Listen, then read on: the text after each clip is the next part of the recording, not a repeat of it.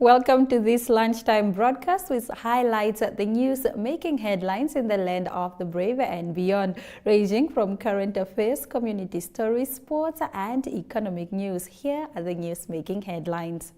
Katutura Health Centre undergoes major renovations. Workshop aimed at maximizing Namibia's mining and energy potential underway, and Rundu juvenile robbers are behind bars. Follow all our programs on oneup2.com or DSTV channel 285 as well as GoTV channel 25. I am Aina Kweyo and this is NMH at 1.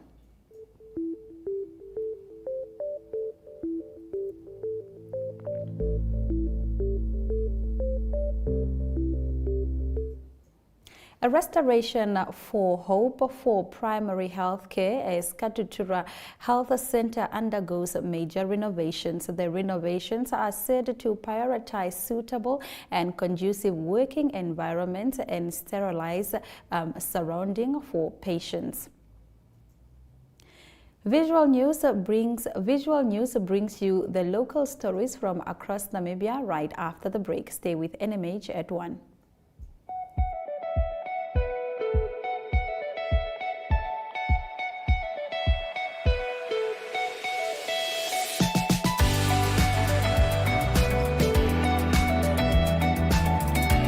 To another exciting episode of Irongo Talk. Dit is weer en vertel ook vir julle waar die vis heel moontlik gaan byt.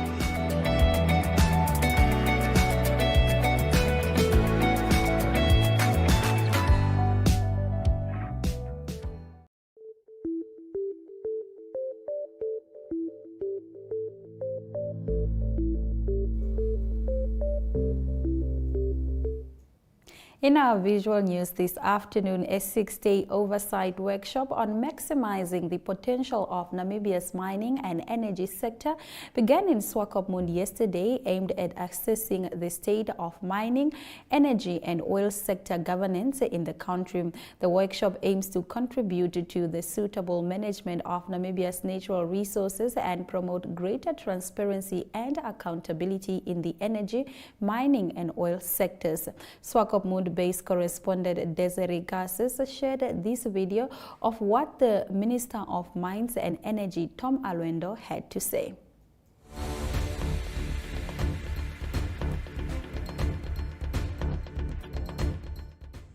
We know, for example, in the petroleum sector, oil has been discovered in sufficient quantities that justify production, commercial production.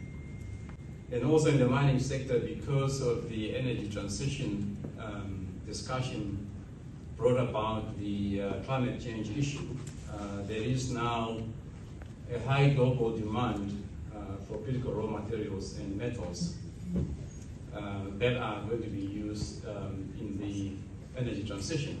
We really therefore have a clear window of opportunity to transform our economy depending on how we decide to deal with these opportunities. And if we do it right, we have the real potential to effectively address not only unemployment, as we know unemployment is probably very, very high in our country, to address the poverty issues, to address inequalities. And for that reason alone, I believe that we cannot continue to mine these minerals where they are exported in their basic raw forms. In the petroleum sector, the recent discovery of oil and gas, we believe that it holds great potential to transform our economy and to transform the economy beyond the taxes and royalties that would accrue to the state. Naturally, the state will have to receive those resource revenue. And as it was to be expected, following the discovery of oil, two related questions are currently being posed. One, what will be the impact of the oil discovery on the Namibian socio-economic landscape? Two, what are the chances that the oil discovery becomes a curse rather than it really becoming a blessing to the country? The short answer to these questions is really that it will all depend on what we decide to do today. It will depend on what, for example, what would we discuss during this workshop. What is it what we want to get out of this? And therefore the impact will be what we really decided to be ourselves. For us, I want to believe that we all want our discovery to be a blessing rather than becoming a curse. However, for it to be a blessing depends mostly on our policy environment, especially our institutional and also our political aspects of it.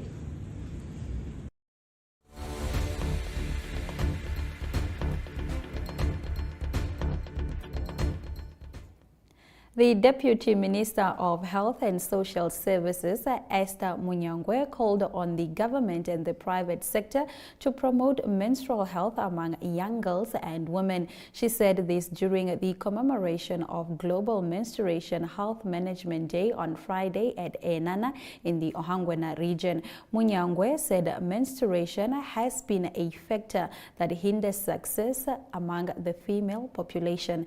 Enzo Amwele was there.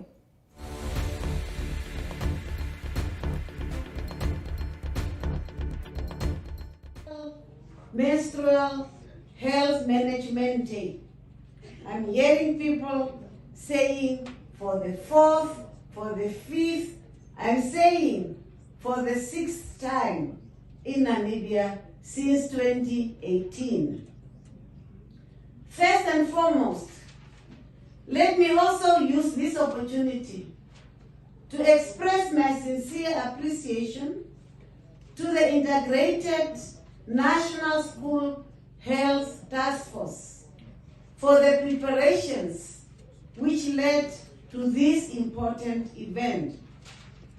This is an indication, Director of Ceremonies, of our commitment to the empowerment of our young girls and boys with knowledge of menstruation and issues related to sexual reproductive health and rights as we prepare them for adulthood.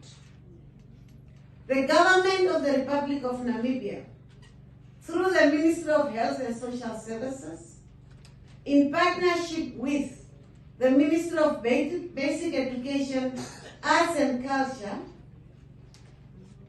and the support from other line ministries, UN agencies, and development partners, is committed to the effective continuous implementation of the integrated school health program activities nationwide.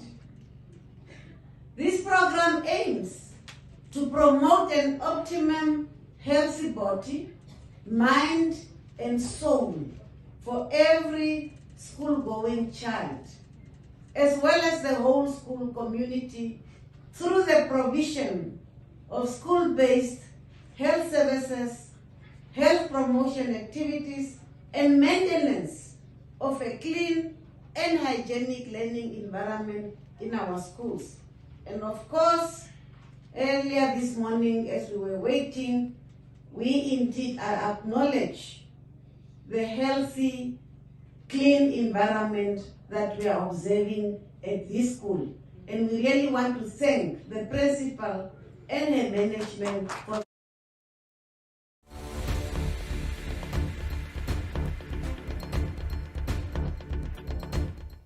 5 teenage boys accused of robbing and stabbing a Zimbabwean truck driver at Rundu last week remain behind bars. The details on this story follows after the break. We are so excited to be kickstarting your morning with entertainment. Everything was happening during this past weekend. Yes. Exciting news. Wow, no, she was killing it already. In my opinion, I don't see anything wrong with him serving the full term. As well as keeping you informed on the issues that you need to know happening in and around our country.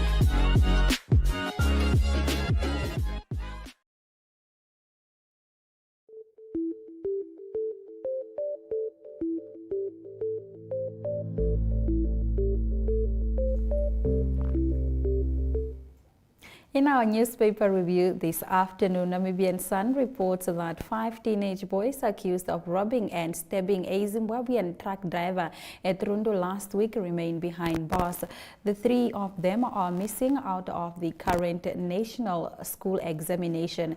The suspect, aged between 16 and 19, are locked up at the Rundu police holding cell after they allegedly attacked and robbed the truck driver of items and cash worth 10,000 Namibian dollars.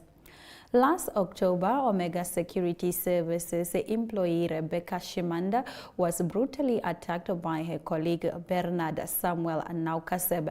The ordeal went viral on social media after CCTV footage was leaked. Shimanda is now suing Naukaseb for 300,000 Namibian dollars for physical and emotional pain and suffering, discomfort, temporary loss of amenities, trauma, psychological damage, and injury to her dignity and reputation. According to court documents seen by the Namibian Sun, as a result of the assault, Shimanda suffered severe injuries on her body, including laceration and bruises, feared for her safety, and felt humiliated, traumatized, and degraded. Anrada Mining is making rapid progress in converting its tin mine in Uins into a multi-mineral mine, with the announcement earlier this month of the first lithium concentrate production. The company announced on the 22nd of May that its first high-purity concentrate had been produced through its pilot program. Although the concentrate was not produced at Uis site, it is an important step in the design of its additional production plant, which is being built next to the existing tin production plant. The Environment Ministry has expressed concerns over reported mortality rate among cheetahs in India. This is after the 3 club born to a Namibian cheetah, which was translocated to that country last year, died during a heat wave last week. This is yet another setback to a program that seeks to reintroduce the species to India 70 years after the animal went extinct there. The latest deaths have brought the total number of cheetahs that have died since they were reintroduced to India last September to 6. On the Allgemeine Zeitung's page 1, the paper reports on minimum wages in tourism. At a recently held HAN Congress, it was highlighted that one of the main consequences of the lack of a statutory minimum wage and the discrepancy between the expectation of employees and what employers offer. The Ministry of Labour agrees with this. On page 3, the paper reports that former Fisheries Minister Bernard Esau testified before the High Court that he did not derive any unlawful advantage from his position as minister. He was only, according to him, an ignorant participant. After the break, we return with more newspaper reviews, starting with the Namibian newspaper.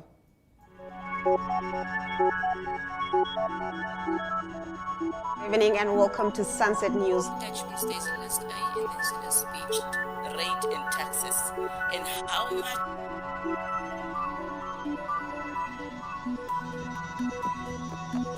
After the break, we take a look at the sports. We bring you economic indicators, tomorrow's weather, and sports. I am Ainara Zakwayo.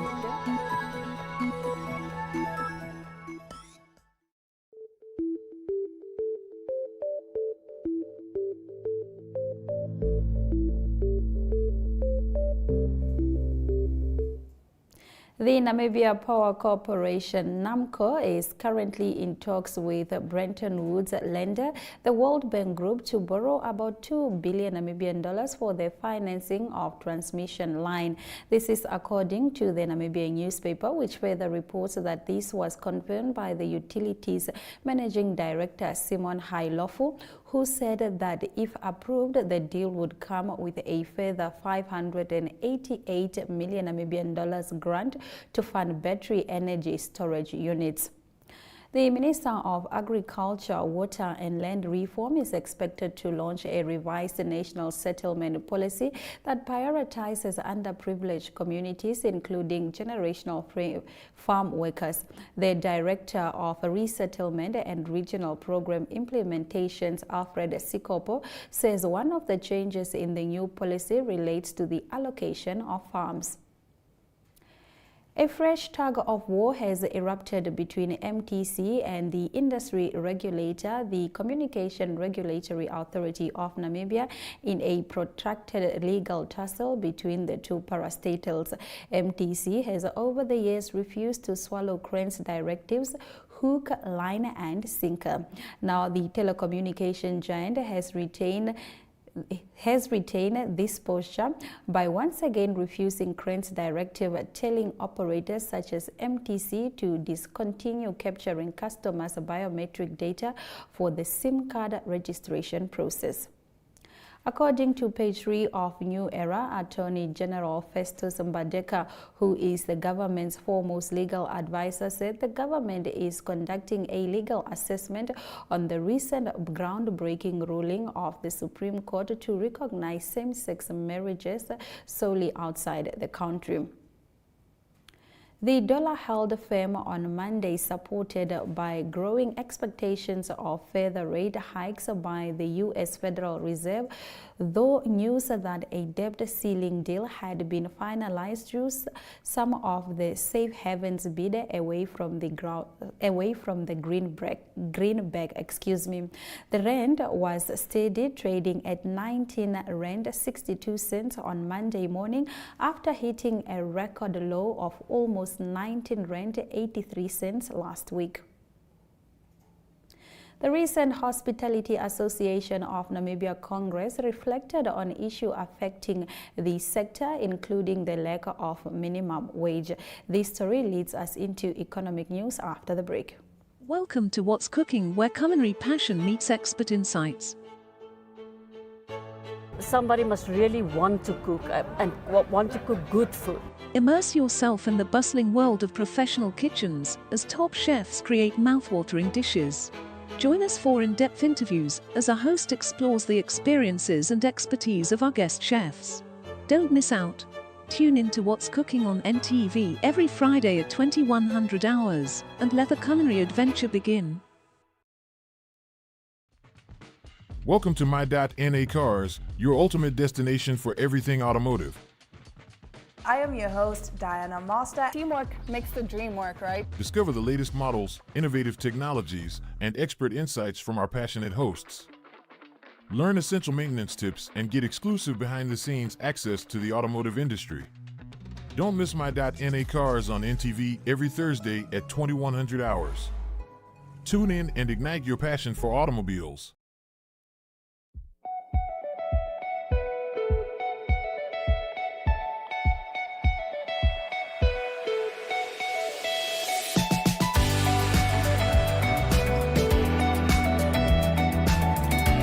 To another exciting episode of Top. We bring jou Is die weer en vertel ook vir julle waar die vis heel moontlik kan byt.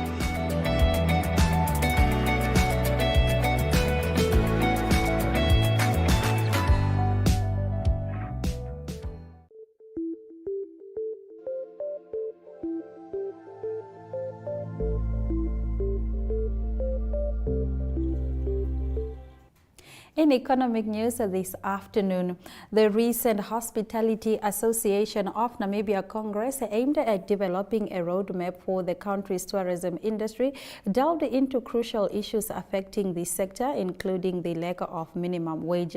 Christine Maritz of the Namibia Professional Hunting Association drew attention to the problems linked to the absence of a minimum wage in building a skilled tourism workforce. workforce. Maritz emphasized the need for data collection and the implementation of minimum wage policies similar to those in the agricultural sector to address the issues and promote a more effective dialogue between employers and employees. As highlighted during the discussions, one of the main consequences of lack of minimum wage is the misalignment between employee expectations and employer offering. Skilled workers in the tourism sector facing uncertainties in terms of remuneration are more likely to seek opportunities in other fields where their passions and salary expectations are met, or even consider migrating to countries that offer higher salaries in the respective areas of their expertise. Now let's have a look at our economic indicators.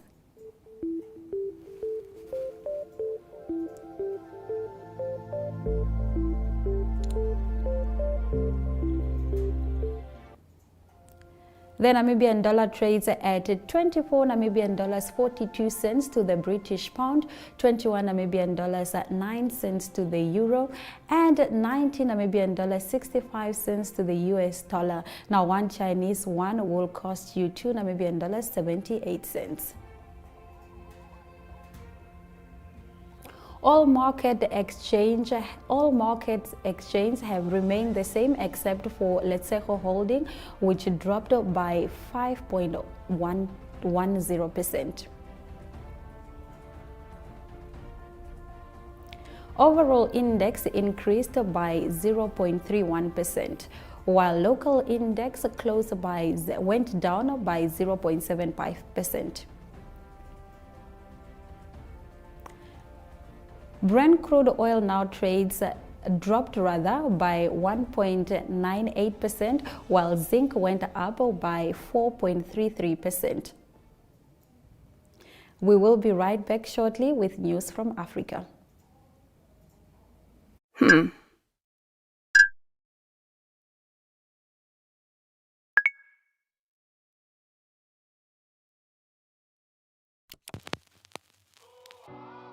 E-Ticket, your online ticket solution for events and event marketing, bringing you ease of mind and making sure that your event gets out there.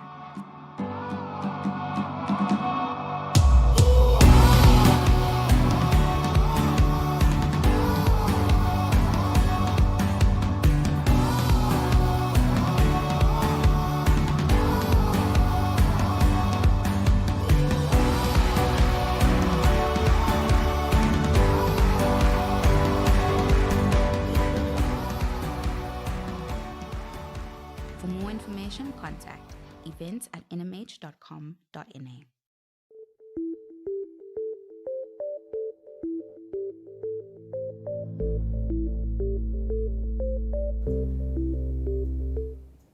Here are the news from Africa. The South African authorities are investigating an incident in which newborn babies were placed in cardboard boxes instead of incubators or cribs in Northwest Province. The incident in the Mahikeng Provincial Hospital neonatal section came to light on Saturday after a Facebook post showed babies wrapped in purple hospital blankets with nasogastric tubes and placed in brown boxes, local media said. Northwest Health Chief Mandoda Sambata said they were investigating the matter to establish how long the babies had stayed in the boxes. Master Sambata apologized and called for calm while the matter is being investigated. He said as a matter of urgency, arrangements had been made for additional bed cribs to be sent to the hospital. The nursing manager of the hospital has reportedly been suspended. Health Minister Joe Fala said on Monday that the incident is poor management by those who are in charge. Now, in our next story, Malawi authorities have ended a corruption trial against former President Bikili Muluzi. Master Muluzi served 2 5-year terms as president between 1994 and 2004, but he was charged 5 years after he left office. He and his former personal secretary, Linus Whiskey, were charged with abuse of public funds amounting to 1.7 billion kwacha. On Monday, the Malawian High Court said it had freed Master Muluzi from all charges following a decision by the country's head of public prosecution to discontinue the case. Master Muluzi has been Master Muluzi has always protested his innocence, saying the case was a political persecution by the government of his successor, Bingu Mutharika, with whom they had a falling out. The trial has been adjourned several times for a range of reasons, including an initial prosecutor deciding to rescue him and Master Muluzi's treatment for spinal problems. We take a look at international news shortly.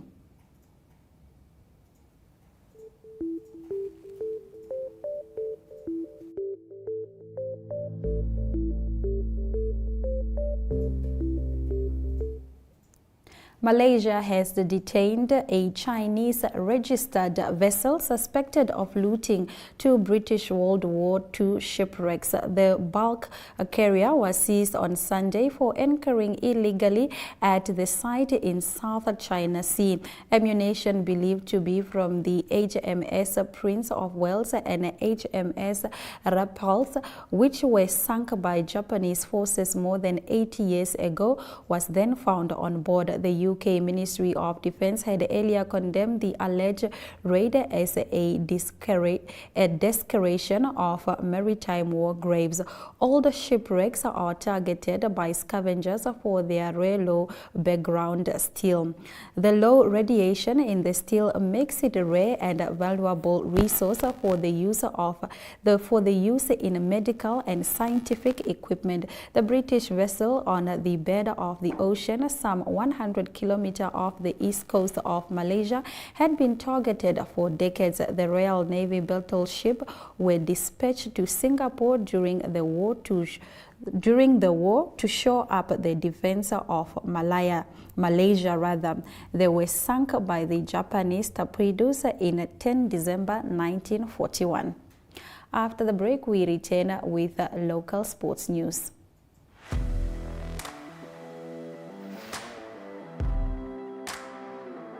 Hello and welcome to today's Sports Rep Show. I am your host, Jesse Jackson Kauraika.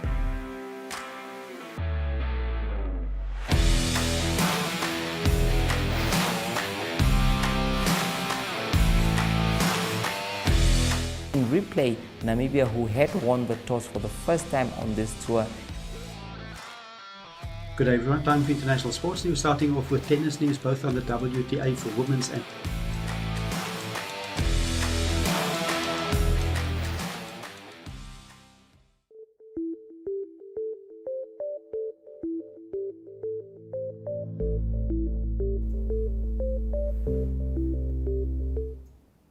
In our local sports this afternoon, the Homecoming Volume 2, the Battlefield of the Coast, will be an exciting affair with Harry Simon Jr. set to take on Albania's Danny Boy Feliciano at the Janavika Indoor Complex in Falfish Bay. The two will exchange leather in a 12-round fight, with Simon Jr. vowing to make quick work of Feliciano. I have all the tools and more to put him away. As I said before, Danny will go down. I mean that. I have a very strong team and I know I will be crowned champion on the 26th of August at the Homecoming Volume 2 Battle of the Coast. Danny had his time. Now it's my time, said a confident Simon Jr. Cricket Namibia has announced that the Namibia Under-19 men's team set to represent the land of the brave at the Regional World Cup qualifier in Tanzania from the 21st of July to the 31st of July 2023. Now, the Under-19 Eagles will be competing against Nigeria, Sierra Leone, Kenya, Uganda, and host Tanzania. 16 teams will be competing at the ICC Under-19 Men's Cricket World Cup Sri Lanka in 2024. The 6 participating teams at the Africa Regional Qualifiers are vying for a spot in the World Cup, joining the 11th full-member cricket nation that have automatically qualified for the event. Let's get into our highlights. Malawi authorities have ended a corruption trial against former President Bakili Muluzi. Master Muluzi served 5 terms as president between 1994 and 2004, but was charged 5 years after he left the office. Malaysia has detained a Chinese registered vessel suspected of looting 2 British World War II shipwrecks. The bulk carrier was seized on Sunday for anchoring illegally at the site in the South China Sea. The homecoming Volume 2 Battle of the Coast will be an exciting affair, with Harry Simon Jr. set to take on Albanese Danny Boy Feliciano at the Yanavika Indoor Complex in Falvish Bay. And those have been our highlights. Remember to tune in every weekday at 1 o'clock to spend your lunch hour with NMH at 1, catching up on the latest news in Namibia, Africa, and the rest of the world, ranging from current affairs, economic news, sports, and international headlines. From all of us here in studio, it's goodbye.